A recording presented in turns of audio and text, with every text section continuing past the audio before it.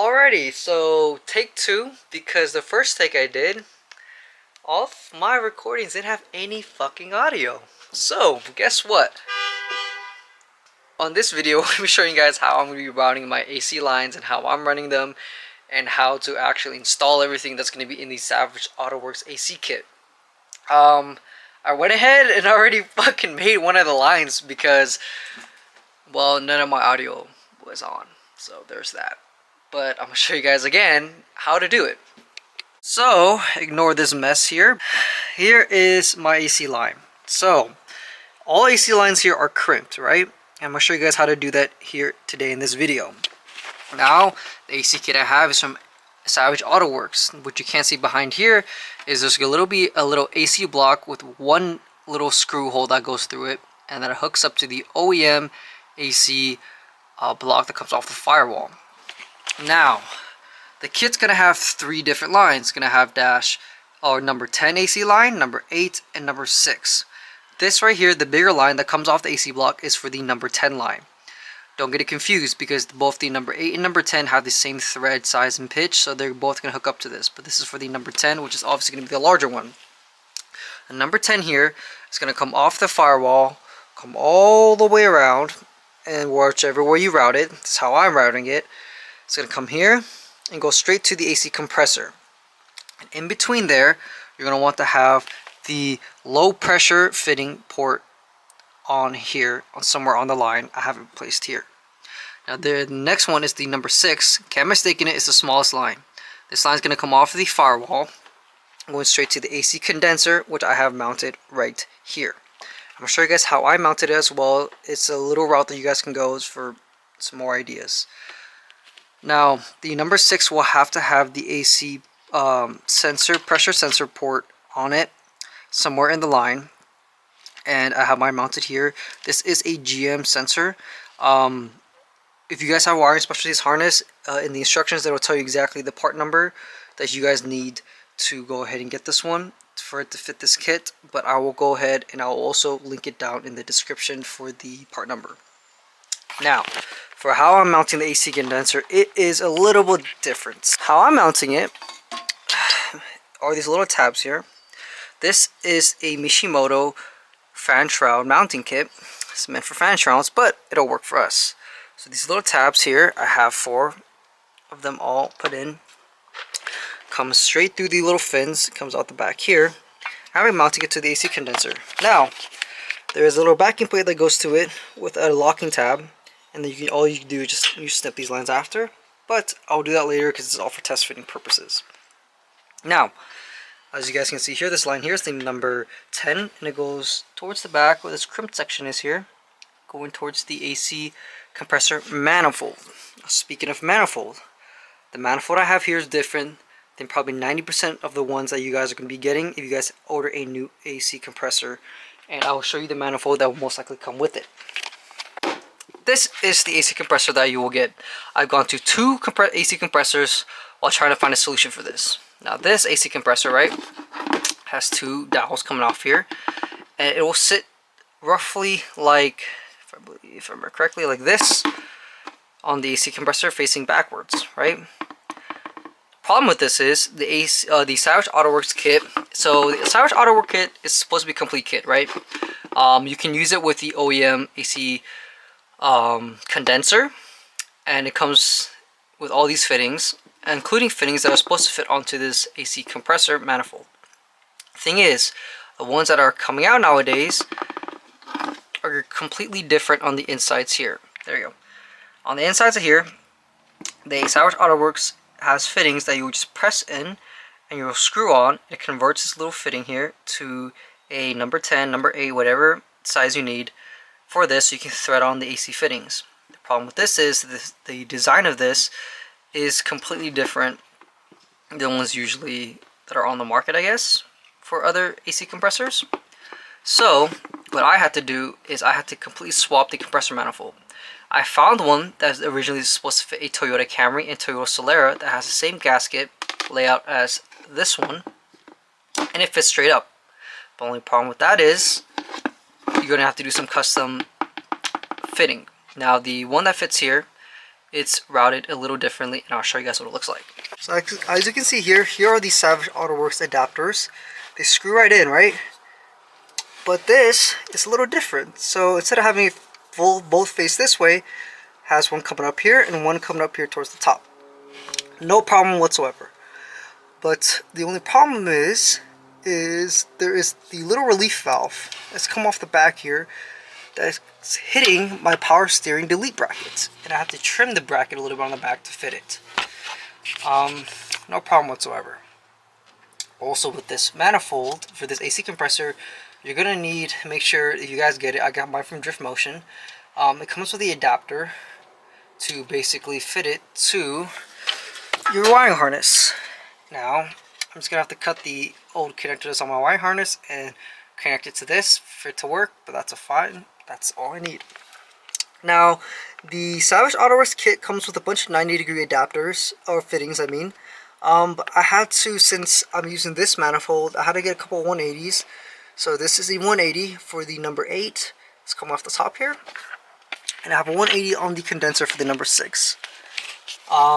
Luckily, Spencer Carter, who owns Savage Autoworks, is a great person to work with. I want to preface that Spencer Carter, he does own a swapped FRS, but his is an LS swap and mine is a JZ swap. But he is more than willing to work with you guys. For example, the length of the hoses that I got originally, they were too short, so I had to order some new ones, and he helped me out with that. Fittings too, the 180-degree fittings, like I said, they're not included in his kit, but he doesn't have a JZ swap to work on, so I'm kind of like the guinea pig a little bit. So I'm helping him out a little bit with what kind of fittings you'll need and stuff like that. Now, if you are running the OEM AC condenser, it is a little different. But I want to show you guys the struggle that I was having with the OEM AC condenser. Now, Spencer has developed fittings that fit on the OEM AC condenser. So the OEM AC condenser has fittings that come out this way, right here on straight end. And they don't have threads like this one does. It's a little insert. So he has a fittings that will pop straight in, and it will adapt it to a threaded insert so you can install these AC lines. The only issue with that is the way you have to mount it is you're gonna need quite a bit of spacing here, like about this much in between whatever AC condenser is and whatever's in front of it. I don't have that luxury here because I need a lot of space because I am running AC and heat. Which no fault on him, he didn't account for that, no fault on him. Other people can make it work, I really couldn't. So that's why, one, I'm mounting it over here with using these tabs, and I have this AC condenser from Jackson Spanier Racing. It's an OEM AC, it's like a universal AC condenser that fits. It has a number 6 on the top and a number 8 on the bottom, and has a built-in dryer. If you guys do go with the Savage Autoworks kits, it's meant for the OEM AC condenser, and it comes with a new dryer to replace the one that's inside of here. No biggie, right? Luckily, hopefully with this kit that he's providing, I can show you guys how I'm routing it, and you guys can route it the same way. I know you guys may be wondering, hey Jason, why can't you route it a cleaner way? I tried that. So I tried routing it inside the fender here. So I tried routing it through the fender through here, but the only problem with that is this strut hits the AC lines here and you can't close the hood. Oh, okay, what about if I drill a hole here on the side here and having it come out under here? The only problem is if you have it coming out through here from the other side and have it come out through these holes or make your own holes, is that routing it through here, there's some bolts here, and two bolts on this side, so if it will rub against the hose, it will eventually puncture it over time. And if you have it come out too far here, the tire could eventually hit it. And this is just a big mess of trying to route it through under here. We'll maybe try to revisit this in the future. I try maybe if you route it inside here and have it come out somewhere like right here. Have it come out somewhere over here, like over here. But you have a strut tower here as well. So if you just drill a hole here, you're going to be hitting the strut tower. So it's like a big thing. I just decided to route it here so I can mostly easily have access to this to fill it up with refrigerant when I need to. That is the course that I went. Now I'm going to show you guys how to use the optional crimping tool that's included with the Savage Autoworks kit. In my opinion, you definitely need it unless you already have one. If you don't, you're definitely going to have to pay the extra for it.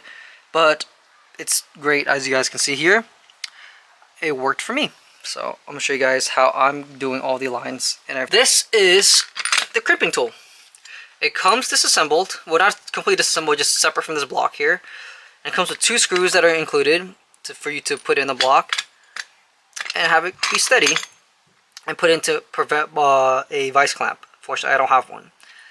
This is the locking pin that goes into here, like so.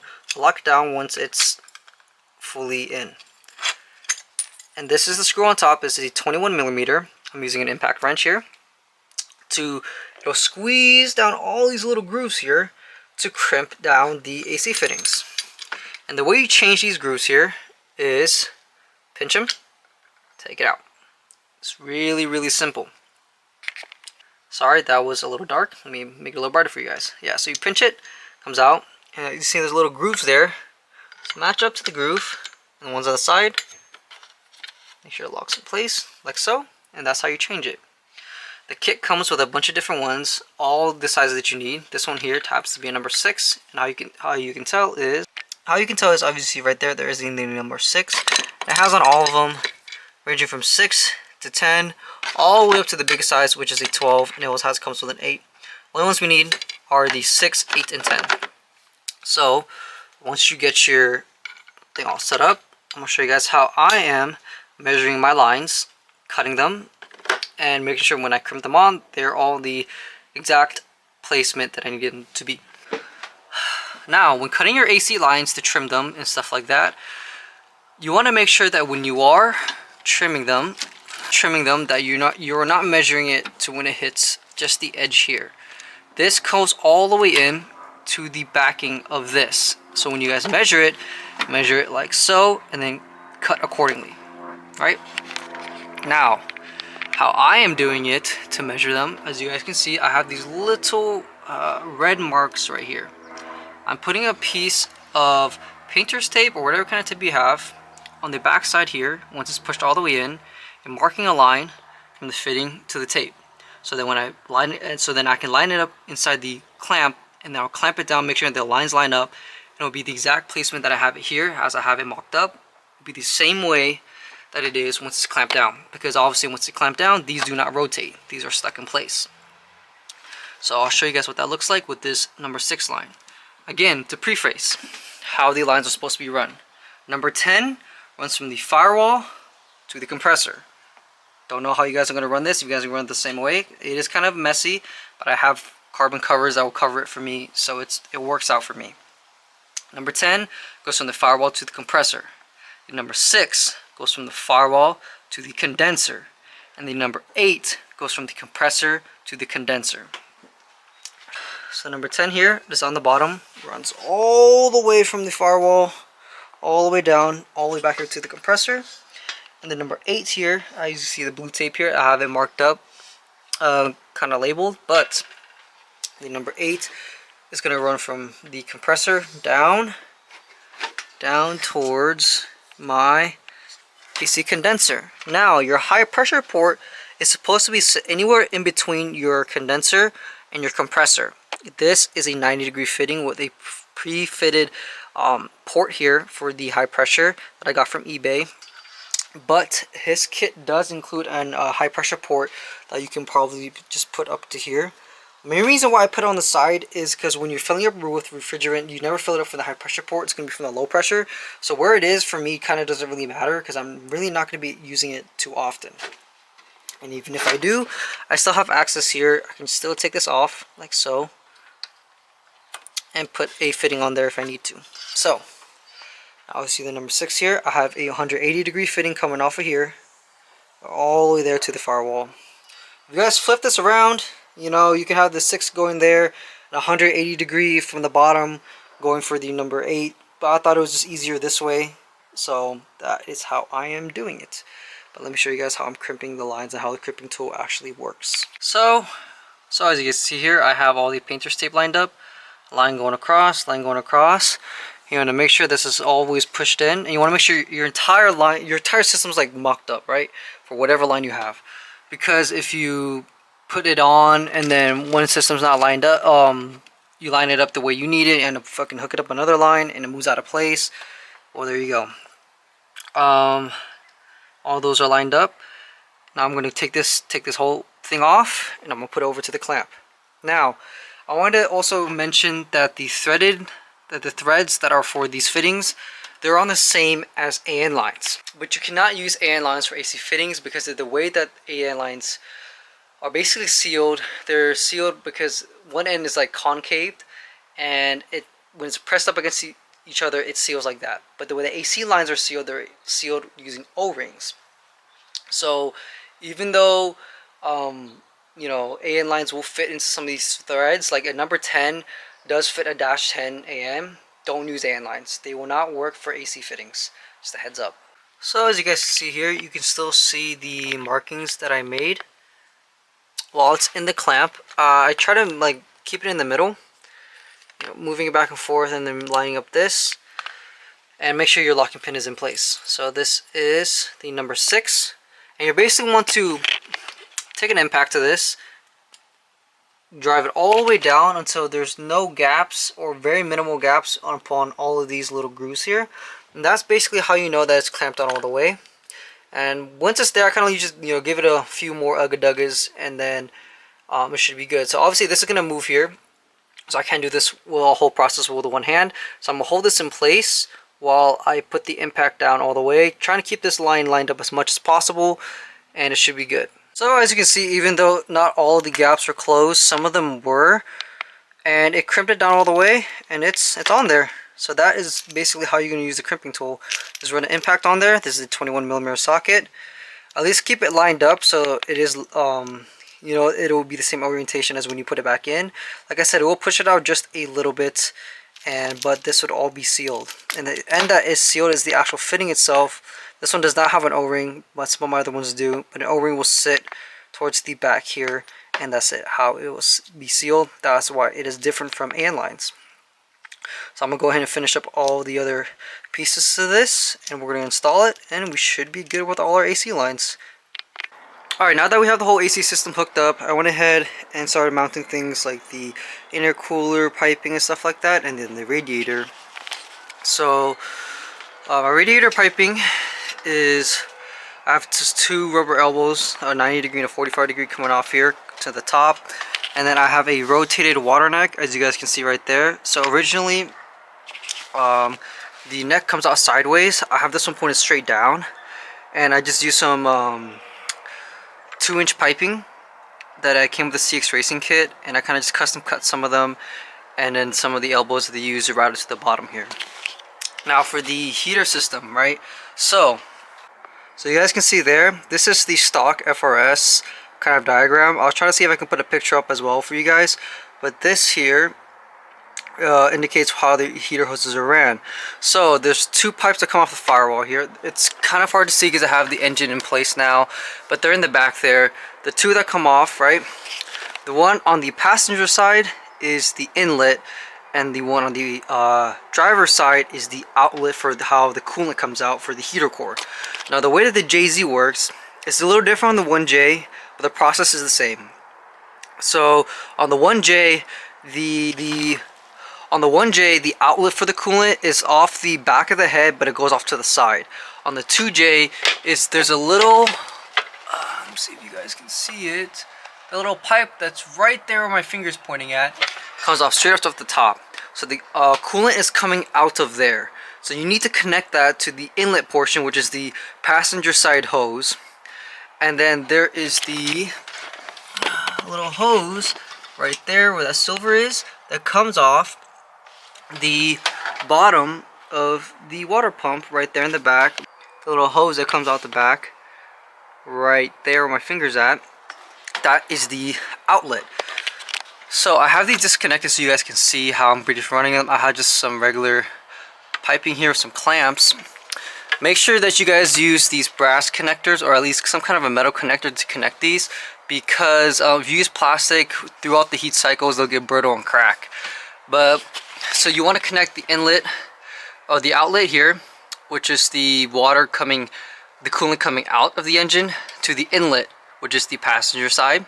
And the outlet, which is the driver's side, you want to connect it to the return line, which is right here, because this hose connects to that bottom piping. It will go straight to the water pump, and that's how I'm connecting it. The better way to do this is you want to completely remove the heater core, and you want to kind of cut the heater core lines that come off of it and then weld on some AN fittings. I didn't want to do that because that requires you literally taking off the entire dash, and I didn't really want to do all that just to do it. So I went ahead and I just trimmed the heater core lines that are at that come off the firewall, and then I crimped on a bead. So I was able to put a hose on, a clamp on, and have a clamp, you know, have it seal well. And from that, I just use that to now connect all these rubber hoses you see here. It is kind of messy, but other than you actually removing the whole heater core, that's like the only way I can think of you guys running it a cleaner way. Now, like I said, if I could have, or probably for my next build, because I do plan to do another JZ swap on one of these, I'm going to actually completely remove the heater core, cut off the lines, and weld on some dash 10 and fittings and bungs, and then running the lines through that way, and it would look a lot cleaner. It would definitely be a lot easier. The way I cut them is that you have to cut it flush with the firewall, but the engine has to go back far enough to where you still have clearance for your radiator fans. Now my radiator fans are super close. Let me see if I can show you guys. Our radiator fans are super close to my dampener. Like they barely don't touch, or even if they do, it only rubs on this for a little bit. So if it shaves it down a little bit, I'm not too concerned about it. They're super close. So like if it's like barely even touching on one side, and one side is like not even touching at all, but it's like super close. So even if it does shave down some of the radiator fan, I'm fine with it, because it's like it would just shave off like some of the plastic, and I'm like, fuck it, dude. The clearance here is super close, so I probably could have just brought it forward just a little bit more, but I didn't want to risk it. And I couldn't bring the intercooler up too much, because then this would be hitting, and I would not be able to put my intercooler piping. So that's how I'm running my heater lines. I'm waiting for some more fittings to come in, these the brass fittings I was just talking about, to join the hoses, so I can fully connect them. I had plastic originally just so I can mock it up, because that's what I had lying around, but I removed them so I can put in the brass fittings. That's gonna wrap it up for this video. If you guys have any questions, go ahead and hit me up on Instagram, lucky13_GT86, or if you guys have me on Facebook, or you're on the Facebook groups, my name's Jason Ocampo, go ahead and hit me up. If you have any questions on the whole AC kit, hit up Spencer Carter or Savage Autoworks. They're also on Instagram. I believe it's just Savage Autoworks. And they can, Spencer Carter, he's the owner. He can definitely help you guys out. Stay tuned, because hopefully for the next video, we're going to be starting it. I just need to get all the fluids and then get everything buttoned up in terms of the carbon covers, and putting the bumper back on, putting the headlights. I might make that whole video, not sure yet, but I do need to tow it to go get it aligned, and I still don't know if I'm going to do a dyno tune or I'm just going to do a straight street tune, but we'll find out. I'll see you guys in the next video.